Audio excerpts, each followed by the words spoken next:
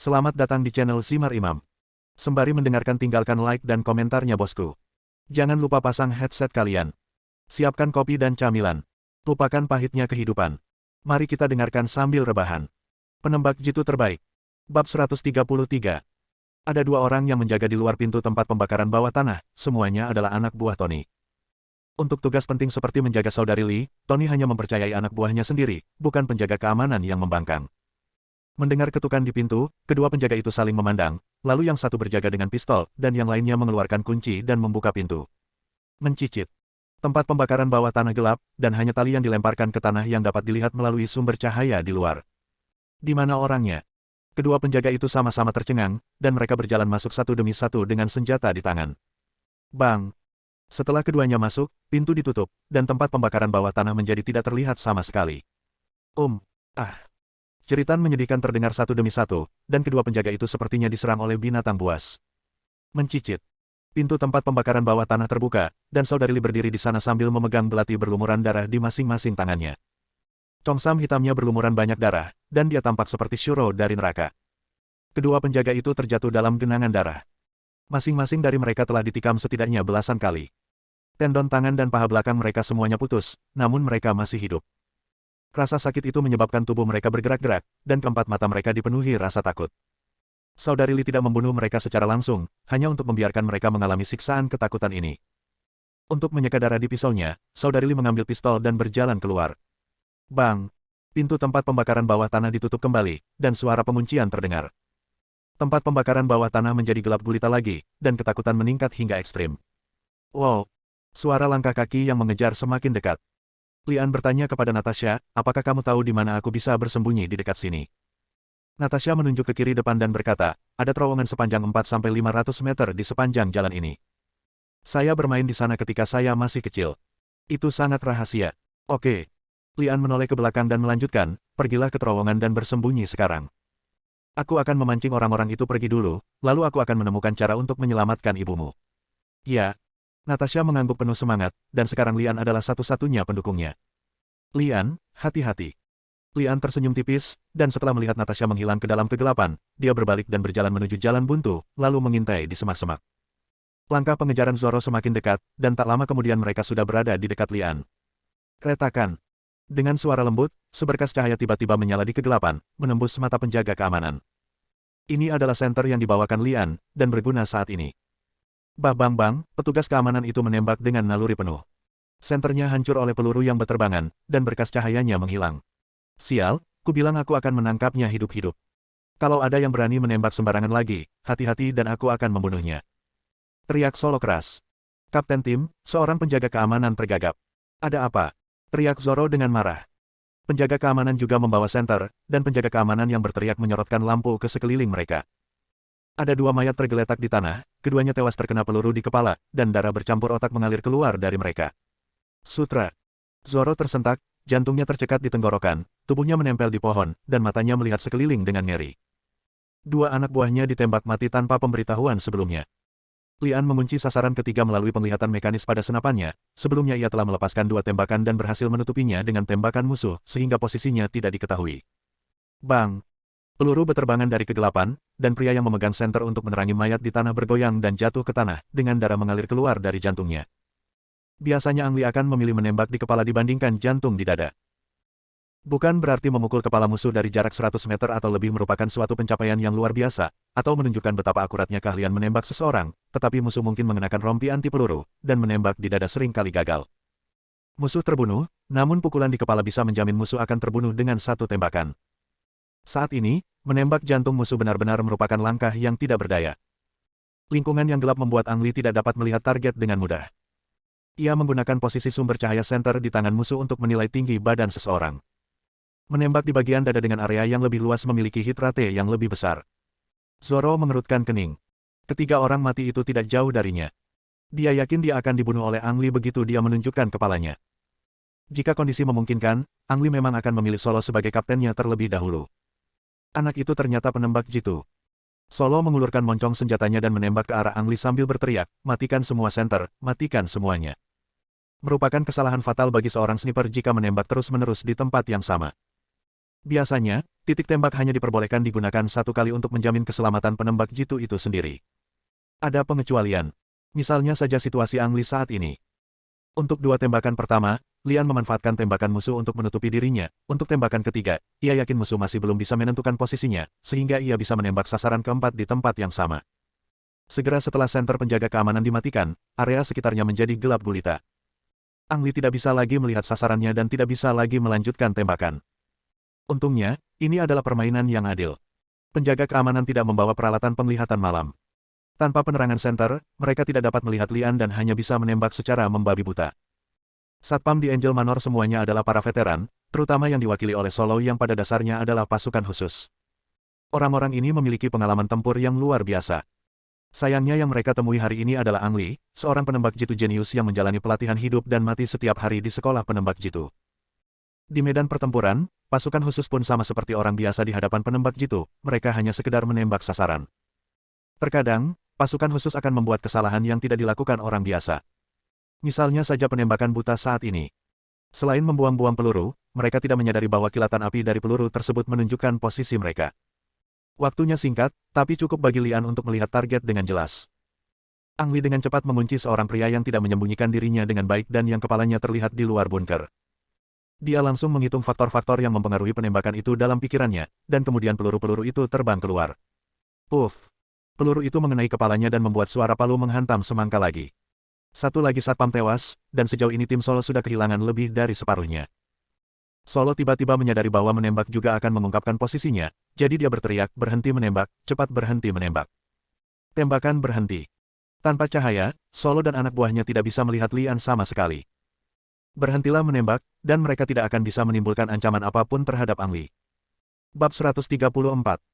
Lingkungan sekitar tiba-tiba menjadi sunyi. Suasananya sangat sunyi. Setiap orang dapat mendengar napas dan detak jantungnya sendiri. Kegelapan yang tak ada habisnya dan kemungkinan ditembak oleh Ang Li kapan saja membuat para penjaga keamanan ini sangat gugup. Semua orang takut mereka akan menjadi target pembunuhan berikutnya oleh Ang Li. Yang bisa mereka lakukan hanyalah berbaring di sana dan melakukan segala kemungkinan untuk melindungi diri mereka sendiri. Inilah efek jera yang kuat yang bisa diberikan penembak jitu terhadap musuh di medan perang. Tony adalah orang yang berhati-hati, jika tidak, dia tidak akan bertahan lama di dunia gelap dan mendominasinya. Di depan meja makan panjang, Tony duduk di atas dan Butler Smith duduk di samping. Tony secara pribadi akan memotong sepotong makanan dan menaruhnya di piring Smith, dan menuangkannya dengan anggur merah yang telah disimpan selama beberapa dekade. Hanya setelah melihat Smith memakannya barulah dia benar-benar memakannya. Smith, kamu bisa dianggap sebagai orang tua di Angel Manor. Aku akan terus menyerahkan istana ini padamu di masa depan. Tony mencoba memenangkan hati Smith. Smith duduk di sana tanpa ekspresi dan berkata dengan suara yang dalam, saya hanyalah pelayan yang tidak berguna. Sekarang saya sudah tua, saya harap Anda mengizinkan saya pulang untuk mengurus diri sendiri.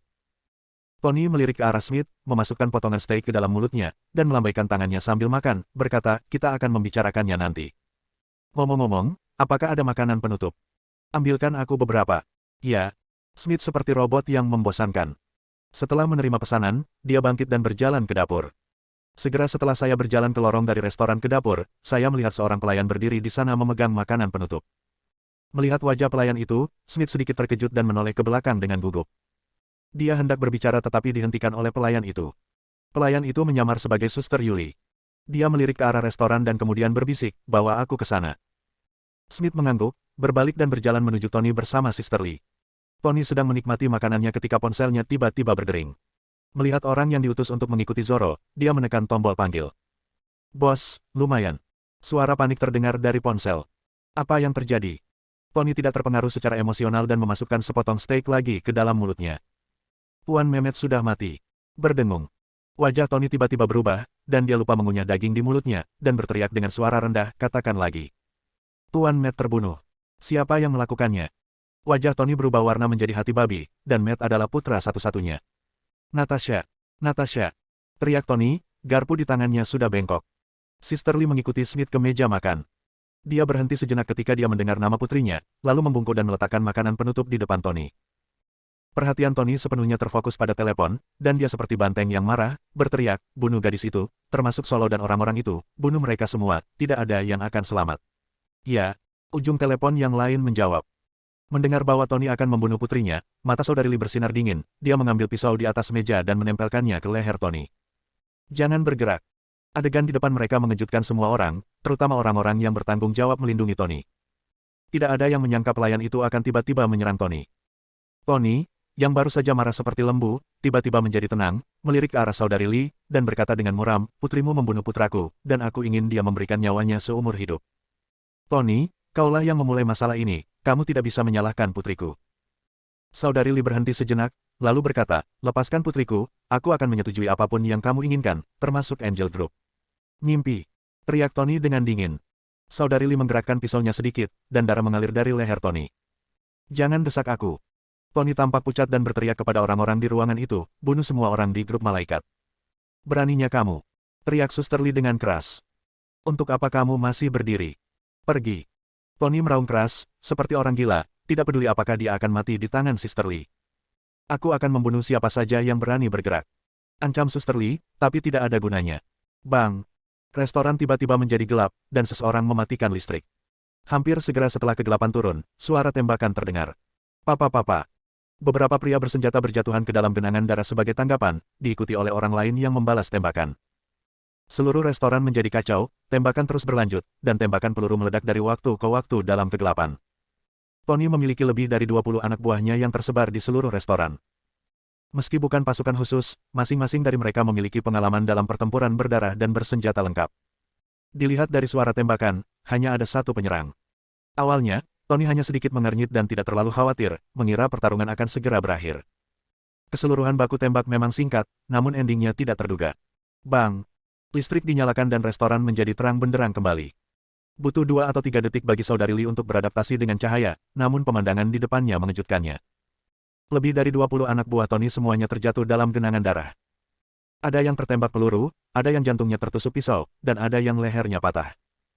Sulit dipercaya bahwa satu orang membunuh semua orang hanya dalam beberapa puluh detik tanpa secara tidak sengaja melukai Sister Lee, Smith, dan Tony. Bahkan orang seperti Tony, yang begitu kejam, diliputi ketakutan saat ini, dan berkata dengan gemetar, siapa yang melakukannya. Su Xiaomei.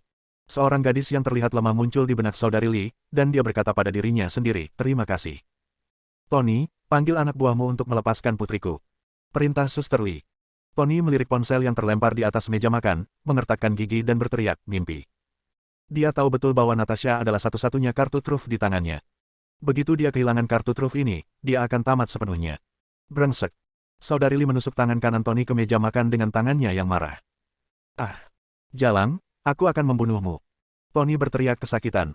Saudari Lee tidak terlalu memperhatikan, mengambil pisau meja lainnya dan memakukan tangan Tony yang lain ke meja. Smith, lihat orang ini. Saudari Lee mengambil pistol dan melemparkannya ke Smith, lalu bergegas keluar. Dalam perjalanan, saudari Lee menyelamatkan para penjaga asing yang ditangkap dan membiarkan mereka bergabung dalam pertempuran. Halaman belakang di depan kabin. Solo mengutus 3 orang untuk tinggal dan merawat jenazah Matt saat itu, ketiganya dikepung oleh anak buah Tony yang bersenjata. Seorang pria jangkung botak menutup telepon, mengedipkan mata, dan menusukkan 3 belati ke tubuh ketiga penjaga keamanan tersebut. Bab 135. Lian bergerak perlahan dalam kegelapan, berusaha untuk tidak bersuara, bersiap untuk mundur. Tepat setelah bergerak sejauh 5 meter dan sepenuhnya menarik diri dari semak-semak, tiba-tiba terdengar suara dan guncangan lampu dari sisi berlawanan. Bala bantuan musuh. Lian segera berhenti, memegang senjatanya untuk mengamati, bersiap bertarung di satu sisi, dan bersiap untuk mengungsi kapan saja di sisi lain. Ada kurang dari 10 orang yang tersisa di sisi Zoro. Ketika mereka mendengar suara itu, mereka segera menoleh. Kapten Solo, ini aku. L. Zoro mengenali suara itu sebagai salah satu Jenderal Tony. Bal-El berkata sambil mendekati ke arah Zoro, Kapten Zoro, Bos Tony meminta saya datang ke sini untuk membantu Anda. Bagaimana situasinya? Apakah Anda sudah menemukan Tuan Matt dan Natasha? Zoro tidak meragukan penipuan tersebut dan menjawab, kita akan membicarakannya nanti. Ada penembak jitu yang bersembunyi di dekat sini. Mari kita cari cara untuk membunuh orang itu dulu. Mendengar ada penembak jitu, El dan anak buahnya segera berhenti maju dan mencari tempat untuk bersembunyi. Setelah mengamati dengan sabar beberapa saat, El bertanya dengan ragu, di mana penembak jitu itu? Zoro menjawab, saya tidak tahu. Dia bersembunyi di sudut gelap dan telah membunuh beberapa anak buah saya. El melihat sekeliling lagi dan menyimpulkan bahwa Zoro berbohong padanya. Dia berbalik dan mengedipkan mata, dan anak buahnya mulai bergerak dengan hati-hati, mengepung seluruh orang Zoro. Kapten Zoro, jangan khawatir, dia hanya penembak jitu. Saya akan menghadapinya. Lian berbaring di sana dan menyaksikan apa yang terjadi. Dia telah memutuskan bahwa orang yang berbicara dengan Solo adalah bos kecil. Dia awalnya ingin menembaknya sampai mati, tetapi tiba-tiba menyadari ada yang tidak beres dengan situasinya. Solo, mantan prajurit pasukan khusus, juga memperhatikan tingkah aneh El dan berteriak dengan waspada, "El, biarkan orang-orangmu berdiri di sana dan jangan bergerak." Bukan hanya El yang tidak mendengarkan, dia malah membuat orang-orangnya bergerak lebih cepat. "Kapten Solo, kamu tidak perlu takut dengan penembak jitu itu, aku akan menghadapinya. El, berdiri di sana dan jangan bergerak, kalau tidak aku akan menembak." Solo memperingatkan untuk terakhir kalinya dan mengarahkan senjatanya ke arah El. "Pukul!" El tiba-tiba berteriak. Peluru, bang-bang, beterbangan, dan anak buah El melancarkan serangan ke pihak Solo. Jika pihak Solo tidak waspada terlebih dahulu, mereka semua pasti tewas dalam serangan mendadak tersebut. Meski begitu, ada 2 atau 3 korban jiwa. Tanpa perlu perintah apapun, Solo dan anak buahnya melancarkan serangan balik. Bagaimanapun, dia adalah seorang prajurit pasukan khusus, dan kemampuan tempur individunya jauh lebih tinggi daripada pihak El. Begitu pertempuran dimulai, 6 orang terbunuh di pihak Solo. Situasi kurang baik bagi kubu Solo, dan tidak mudah bagi kubu El untuk menelan kubu Zoro sekaligus. Lian, yang mengamati dari sisi lain, tercengang. Apa yang terjadi? Setelah ragu-ragu sejenak, Lian memutuskan untuk menunggu dan melihat apa yang terjadi. Perang gesekan antar musuh akan lebih bermanfaat baginya. El, apa maksudmu? Zoro bertanya dengan marah sambil menembak, berpikir masih terlalu dini untuk membunuh keledai itu, bukan? El mencibir dan berkata, "Zoro, aku harus bertanya padamu, bagaimana Master Meter mati?" Jantung Zoro berdetak kencang dan dia mengerti segalanya. Itu kecelakaan. Natasha membunuhnya. Apa kamu tidak punya tanggung jawab? Berhenti bicara omong kosong, Matt adalah satu-satunya putra Bos Tony, dan Bos telah memerintahkan agar Angel Manor diratakan dengan tanah. Teriak El. Saat pertarungan semakin memanas, Solo harus melawan El lagi dan khawatir Ang Lee akan menembaknya dari belakang. Saat ini, dia merasa agak menyesal, mengapa dia mengambil uang Tony secara diam-diam, bukankah lebih baik menjadi kapten keamanannya sendiri. Sudah terlambat untuk menyesal, yang bisa dilakukan Zoro saat ini hanyalah bertarung sampai mati. Jika dia bisa meninggalkan tempat ini hidup-hidup, dia pasti akan membunuh Tony dengan tangannya sendiri. Lian mengamati secara diam-diam dan melihat bahwa jumlah orang di pihak Solo semakin sedikit, dan pihak El secara bertahap semakin unggul. Begitu pihak El menyapu bersih seluruh pihak Solo, tidak ada jaminan mereka tidak akan terancam. Memikirkan hal tersebut, Ang Lee memutuskan untuk membantu Solo agar kekuatan kedua belah pihak sedikit lebih seimbang. El tidak tahu bahwa Lian bersembunyi di dekatnya. Setiap anak buahnya menyalakan senter mereka, dan cahaya memperlihatkan posisi mereka, yang memberikan kemudahan bagi tindakan Lian. Segera, Ang Lee mengunci penembak mesin. Tembakan senapan mesin yang dahsyatlah yang paling menekan pihak Solo. Mengarahkan dan menembak, semua tindakan selesai dalam sekejap, dan penembak mesin itu jatuh ke tanah dalam sekejap pikirannya. Begitu pula dengan suara tembakan Ang Lee yang tersamarkan oleh padatnya baku tembak. Termasuk Solo, mereka tidak tahu kalau Ang Lee membantu. El bahkan lebih bodoh lagi, mengira peluru nyasar membunuh penembak mesin itu. "Jangan biarkan senapan mesinnya berhenti, cepat ke sana." El balas berteriak. Seorang penembak yang berada di dekat senapan mesin segera bergegas mendekat, mendorong setengah tubuh penembak mesin asli, mengambil senapan mesin dan menarik pelatuknya. Daya tembak kubu Solo kembali diredam. Sayangnya masa-masa indah bagi pihak El tidak berlangsung lama. Hanya dalam 2 atau 3 detik, senapan mesin kembali gagal menembak.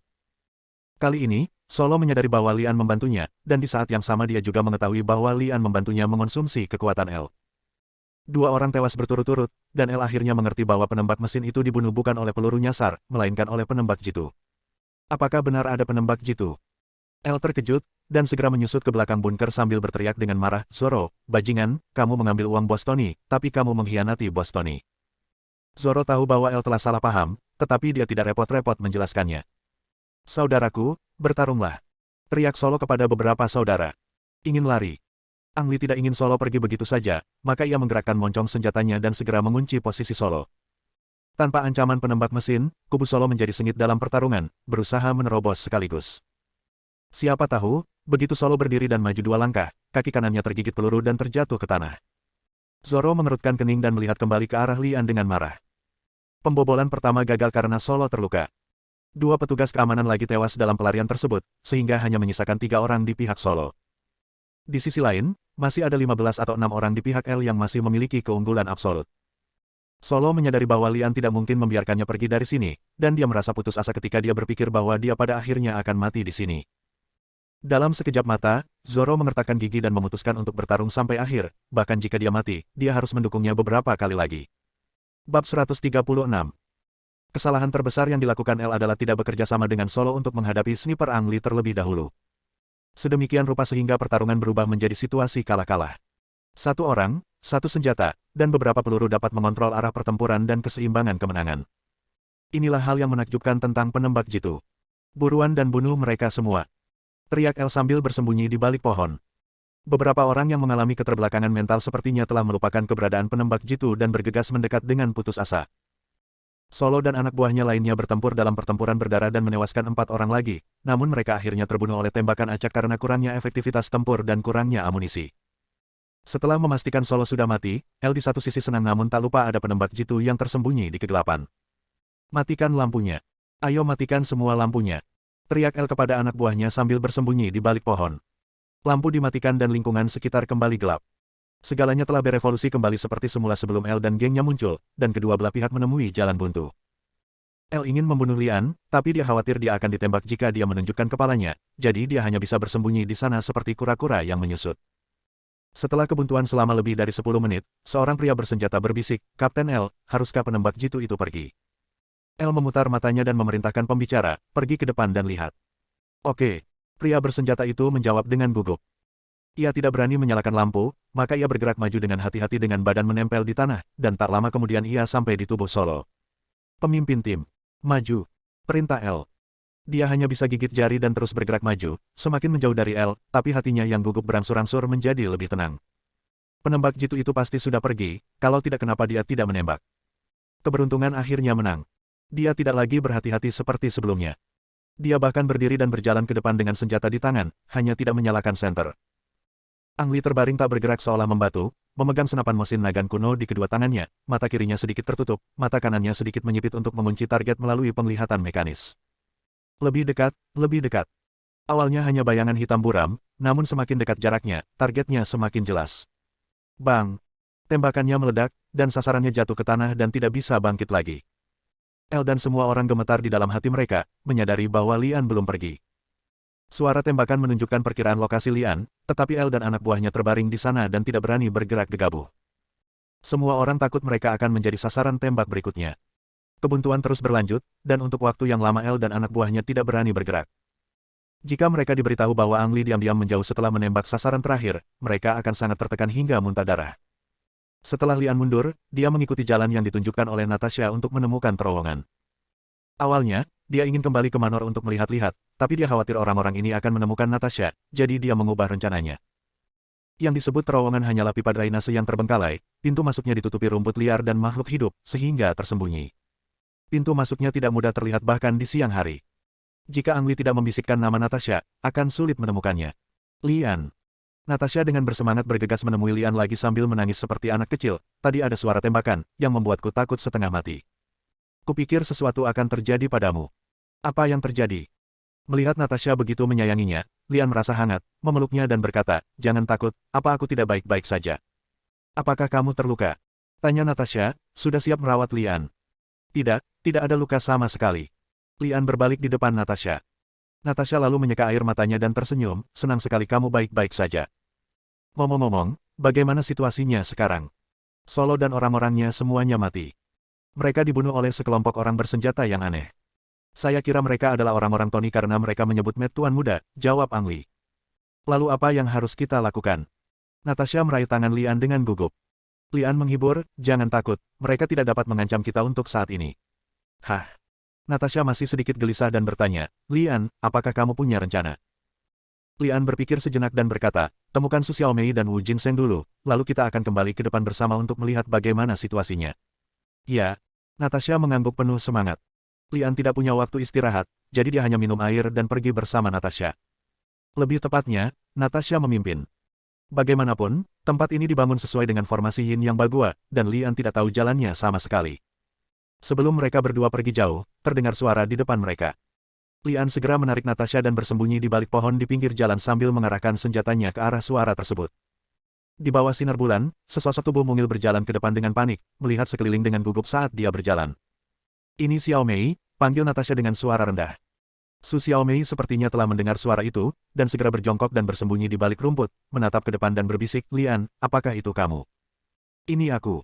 Lian meletakkan senjatanya dan berjalan keluar. "Lian." Su Xiaomei bergegas mendekat dan melemparkan dirinya ke pelukan Lian dengan penuh semangat, berteriak dengan penuh semangat, "Aku sangat ketakutan. Kupikir aku tidak akan pernah melihatmu lagi." Tidak apa-apa, tidak apa-apa. Lian mencoba yang terbaik untuk menghiburnya, tidak pernah menyangka bahwa wanita lemah di depannya telah membunuh puluhan pria bersenjata belum lama ini. Apa yang terjadi? Mengapa kita diburu? Siapa orang-orang itu? Su Xiaomei bertanya terus-menerus, suaranya penuh kegugupan dan kegelisahan. Ceritanya panjang. Aku akan menjelaskannya kepadamu ketika aku punya waktu. Sekarang kita harus mencari cara untuk menemukan Wu Jinseng. Ya. Su Xiaomei mengangguk dan mengulurkan tangan untuk menyeka air matanya. Melihat betapa takutnya Su Xiaomei, Natasha mengeluarkan pistolnya dan menyerahkannya dan berkata, Xiaomei, ambil ini. Saya tidak tahu bagaimana cara menggunakannya.